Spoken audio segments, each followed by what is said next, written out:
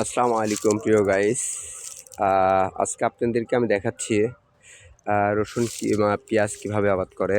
এর আগে আমি আপনাদেরকে দেখাইছিলাম এরকম কিছু জাস্ট আল করা, ওখানে তখন তারা জাস্ট হচ্ছে মানে চারা দিয়ে থুইছিল।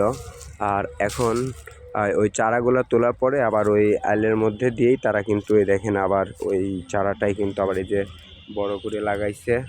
আর এদিক দিয়ে কিন্তু পানি দিচ্ছে, কারণ পেঁয়াজ ম্যাক্সিমাম পানির না হলে কিন্তু এগুলা টিকে না। এই যে দেখুন, এই যে আস্তে আস্তে তারা কিন্তু সব লাগাচ্ছে, আপনাদের ওইটাই আমি দেখাচ্ছি।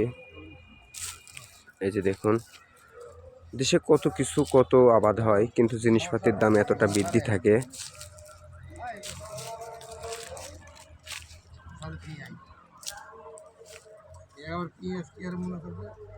এই যে এটাই সেই চারাটা, এই দেখেন তারা একটা একটা করে ইয়ে করে নিয়ে দিয়ে দিচ্ছে। দেখুন, তাকাও ভালো করে তাকাও।